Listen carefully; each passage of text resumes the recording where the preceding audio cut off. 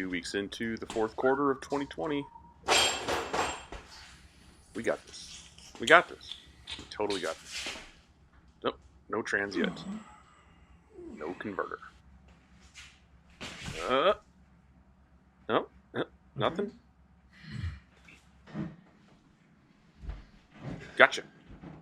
No? Nothing. Still nothing. Why do I even do this?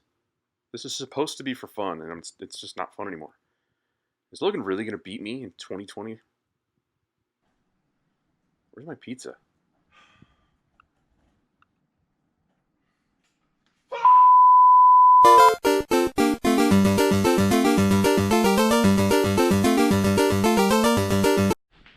What is up, everybody? Captain Consistency Logan over there doing 4 for 4 videos, 4 days, trying to make me look bad all the time. Look, I know he has a lot on his plate, and that's not to say he's got a bunch of projects. He puts a lot of food on his plate because he's fat. But here's what's going on with Killface. Now, the last time we saw this, we had it out on the dyno.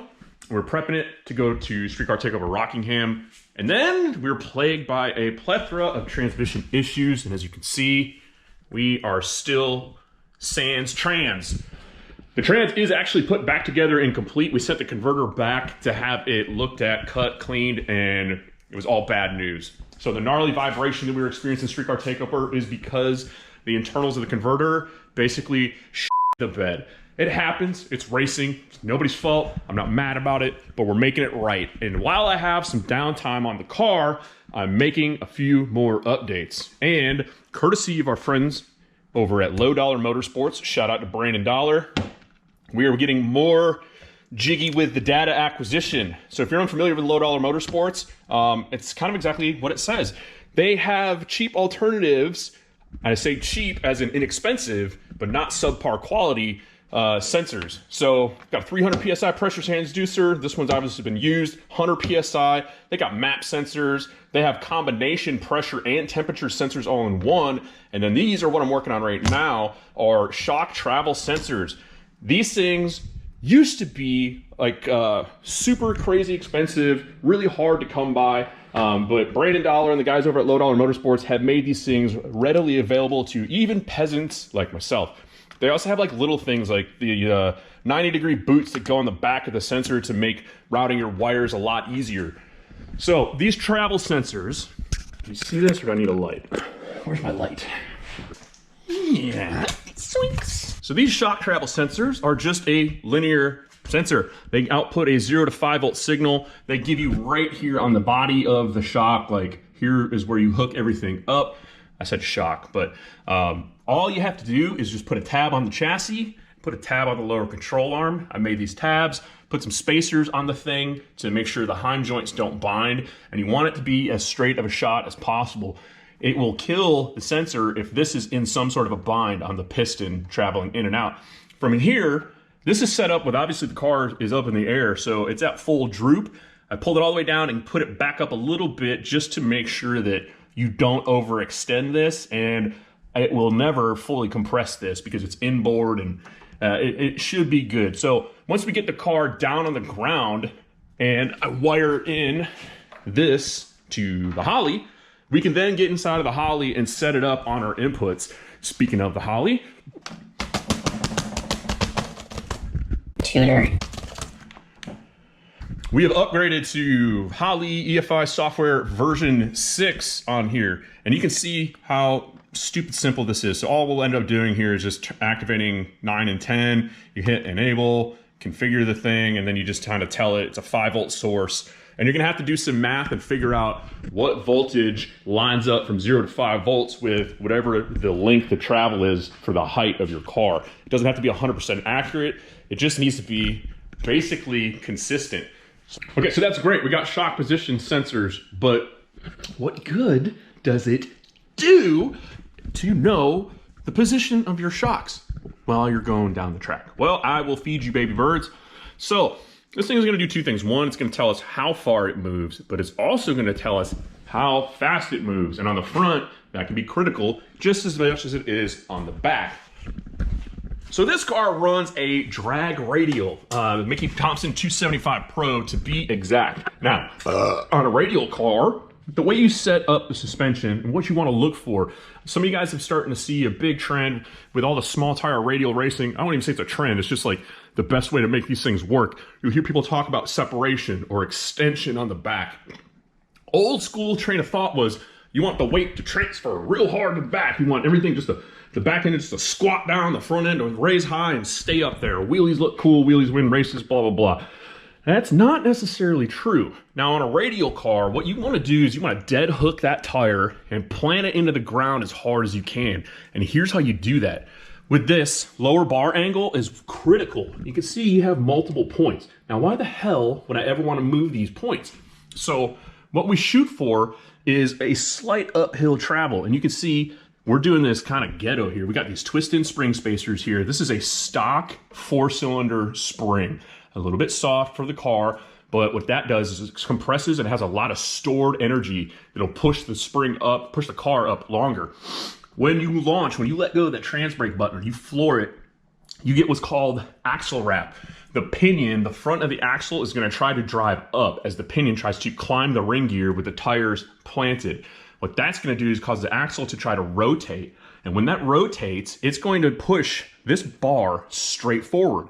And if you have a slightly uphill angle, that pressure is going to raise the body. And that's where you get your separation, where the tire goes down and the body goes up. Now, some extreme cases, you'll see it where the axle of the car will extend 10, 12 inches in the back sometimes. And it's when these cars look kind of goofy and people are kind of critical, like, that looks so stupid going on the track. But you know what looks cooler than the extension on the back end of a drag radial car? Wind light. And that's how you get them. So if you can make the body go up and push the tire into the ground, it will dead hook the tire and the car will go down the track.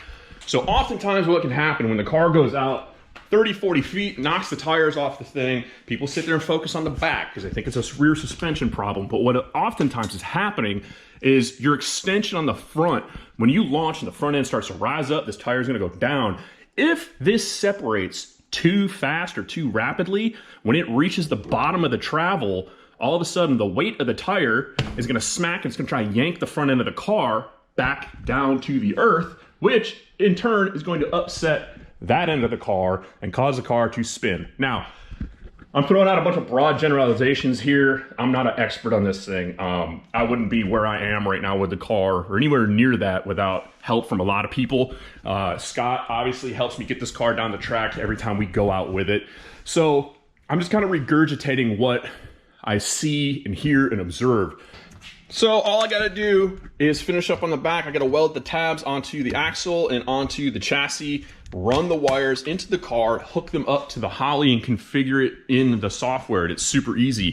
For running the wires, if those wires aren't long enough on your sensor, you can buy this stuff. This is a 3-wire conductor and it actually has a shield in it from Holley, and you can get a 100-foot spool of this. I think it's 100, or that doesn't look like 100. It's probably 50, but it's not that expensive. And instead of running 3 individual wires every time you want to add a sensor, this makes it super easy. You run one cable, and you can see I've been using this stuff everywhere on all these sensors that I've added. We got pre-intercooler boost and temperature, exhaust drive pressure or back pressure, whatever you want to call it, coolant temperature. This goes down to the transmission for the case pressure on the thing. We can add a nitrous pressure gauge. Brandon Dollar and Low Dollar Motorsports, they have 1,000 PSI pressure transducers. And once you add all those, we got shock sensors and everything in there. All you do in the Holley here is you come in and you just select the type of input, and then you configure it to whatever the instructions that come with all of Brandon's sensors tell you to. So super simple, very easy to install. Now, with the shock travel stuff, maybe you don't have enough inputs. If you're on like a Holley Terminator X, you're limited, or maybe you're a freaking dinosaur and you don't even have an EFI system on it or the ability to data log. It's 2020. Every smartphone on the planet has slow motion, high resolution cameras. So Take videos of your car at the track, study the video in slow-mo, and you can see what your suspension's doing on the thing. Video cannot be overestimated as far as like the information that it gives you. You review the data, you review the information in the video, and you can start to really dial in your combination.